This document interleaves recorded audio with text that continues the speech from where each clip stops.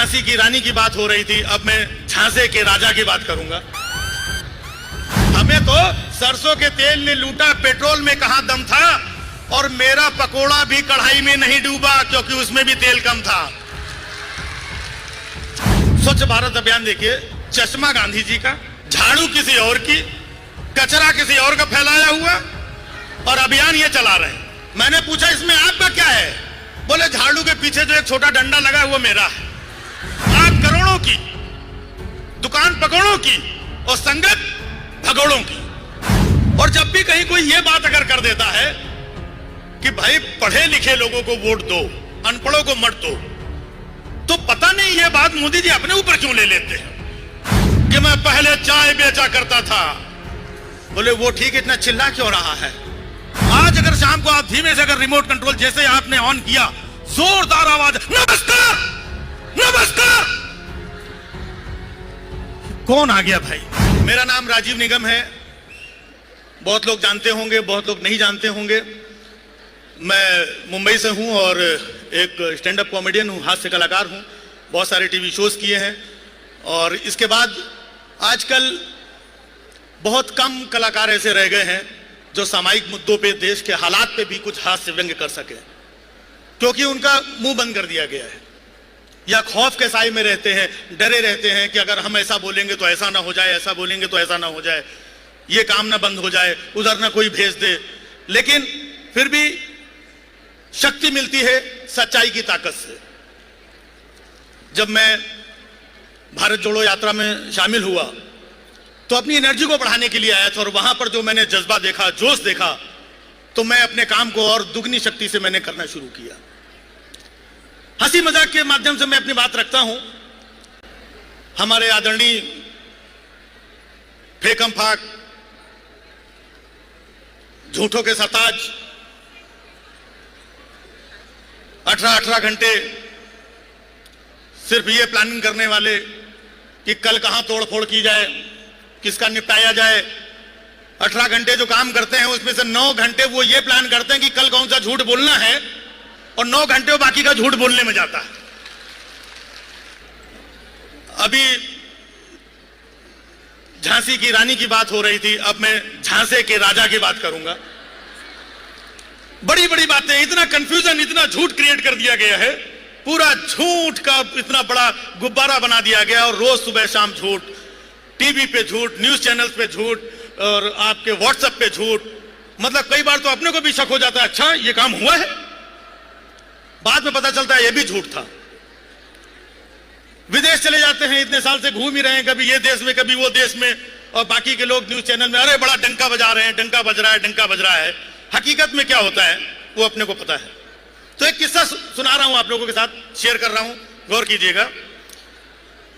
हमेशा घूमने के लिए मोदी जी इधर ये देश में वो देश में किसी किसी देश में जाया करते हैं।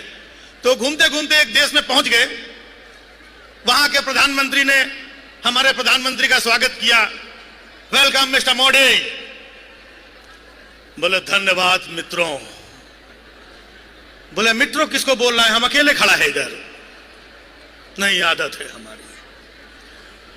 बोला मिस्टर मोदी, हमने सुना है कि तुम पहले चाय बेचा करते थे, क्या ये सच है? बोले बिल्कुल, ये बात 16 आने सच है कि मैं पहले चाय बेचा करता था। बोले वो ठीक, इतना चिल्ला क्यों रहा है? मैं ऐसे यकीन नहीं करूंगा कि तुम चाय बेचा करते थे, तुम अपने हाथ से एक कप चाय बना के पिलाओ तो मानूंगा। अभी ताली बजाने के लिए अगली लाइन आएगी कि तुम अपने हाथ से एक कप चाय बना के पिलाओ तो मैं मानूंगा। मोदी जी अंदर गए, चाय बना करके ले आए और उनको चाय दिया। जैसे उन्होंने चाय पिया, पूरी चाय उनके मुंह से बाहर निकल गई।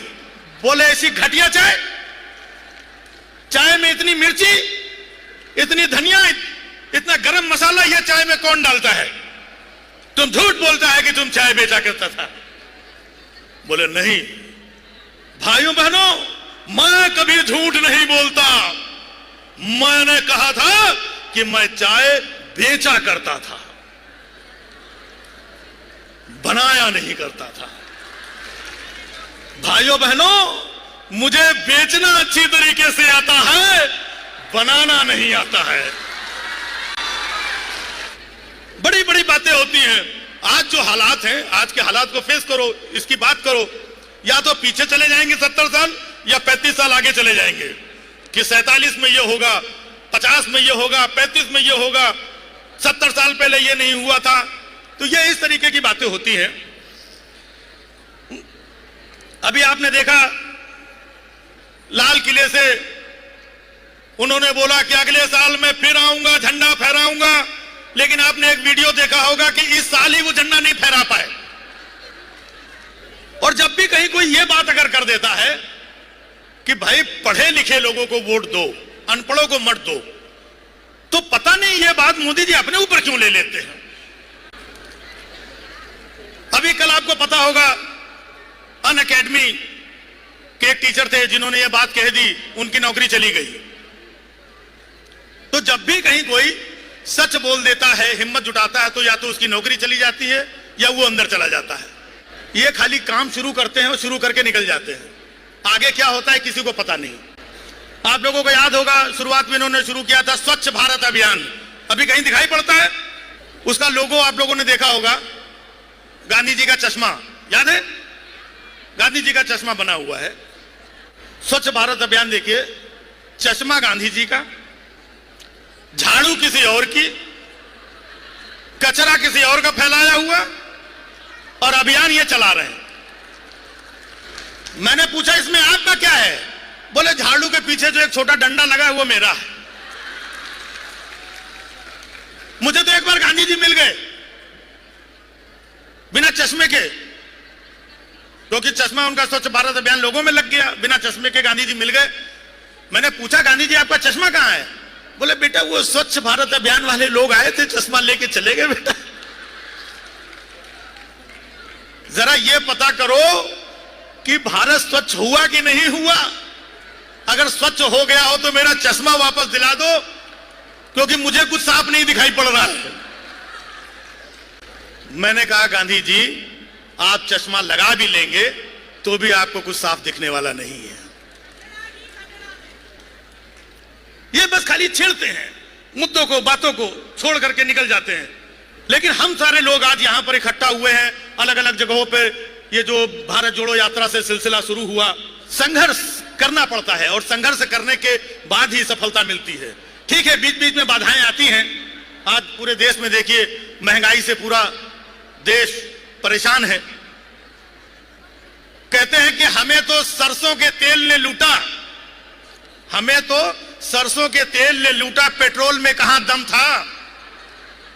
हमें तो सरसों के तेल ने लूटा, पेट्रोल में कहां दम था।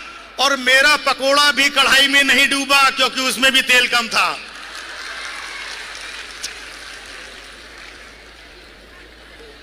तो ये लोगों का मामला ऐसा ही है, बात करोड़ों की, दुकान पकौड़ों की और संगत भगौड़ों की। हमारे हिंदुस्तान में अक्सर आप लोगों ने देखा होगा, जब कोई आदमी काम करता है, थोड़े से पैसे कमाता है, तो उसके दिल में एक इच्छा होती है कि वो वैष्णो देवी जाकर के आए। जैसे भी थोड़े पैसे आते हैं वो वैष्णो देवी जाकर के आता है। जिसके पास थोड़ा सा ज्यादा पैसा होता है वो गोवा जाकर के आता है। जिसके पास उससे ज्यादा पैसा आता है वो बैंकॉक जाके आता है। और जिसके पास उससे ज्यादा पैसा होता है वो लंदन जाके आता नहीं है। निकल लो वहीं से, ये माहौल बनाया जाता है। बाकी हमारे अक्सर मैं टीवी देखा करता हूं, सब लोग बैठे हुए हैं। मीडिया ने इतना जो झूठ, फरेब, चिल्लम चाली, इतना नफरत का माहौल बना रखा है। सबसे ज्यादा दिक्कत तो इस मीडिया से ही है। क्या क्या बोलते हैं ये लोग, कब क्या बोलते हैं कुछ समझ में नहीं आता। 24 घंटे के चैनल है, कुछ ना कुछ बोलते रहते हैं, झूठ फैलाते रहते हैं। जब भी आप लोग टीवी चैनल शाम को देखें तो एंकर्स भी जो आजकल के हैं वो एंकर लगते ही नहीं हैं। दौर में फर्क देखिए, एक दौर था कितने शालीन एंकर हुआ करते थे। शाम को 8 बजे आप टीवी खोलते थे और एंकर बड़ी शालीनता से आकर के कहता था, नमस्कार, शाम के 8 बज चुके हैं, पेश है इस वक्त की खास खबरें। आज हमारे प्रधानमंत्री 3 दिवसीय विदेश यात्रा के लिए विदेश रवाना हुए। अब पेश है मौसम के समाचार। इतनी शालीनता से बोलते थे। आज अगर शाम को आप धीमे से अगर रिमोट कंट्रोल जैसे आपने ऑन किया, जोरदार आवाज, नमस्कार, कौन आ गया भाई? आप देख रहे हैं हिंदुस्तान का नंबर 1 चैनल, आप जिस चैनल पे जाओ वही नंबर 1 नजर आता है। और इन एंकर्स को देखिए, इतना चिल्लाते हैं, इतना चिल्लाते, समझ में नहीं आता ये एंकर है, दरोगा है, किसी स्कूल का वार्डन है, जेलर है, ये है क्या? और कई बार आप लोग तो सर संजय जी, आप लोग जाते रहते हैं डिबेट में, उकसाते हैं, आपस में झगड़ा कराने की कोशिश करते हैं कि कैसे भी करके, और छोटे छोटे मुद्दों पे। नमस्कार, आज का सबसे बड़ा मुद्दा है कि जिस तरीके से देश में नेताओं की बदजुबानी बढ़ती जा रही है, इसी में आज होगी सबसे बड़ी बहस, सबसे बड़ी बहस। हमारे साथ में ये मौजूद, ये मौजूद, ये मौजूद। आप ये बताइए कि ये जो आजकल नेताओं की बदजुबानी बढ़ती जा रही है, देखिए मेरा ये नहीं कहना नहीं, आप बताइए। नहीं देखिए, मैं बताना बताने नहीं, सुनाइए आप। नहीं, ये जो नेताओं की बदजुबानी बढ़ रही है, नहीं वो तो मुझे पता है, आप अपनी बात बताइए, बताइए आप। देखिए मैं नहीं, आप हाँ ये बताइए मनीष, ये जो कुत्ता मरा है, ये जो कुत्ता एक्सपायर हुआ है, जो कुत्ते की मौत हुई है, जो कुत्ता मर चुका है, जो कुत्ता इस दुनिया में नहीं रहा है, जो कुत्ता हमेशा के लिए फना हो चुका है,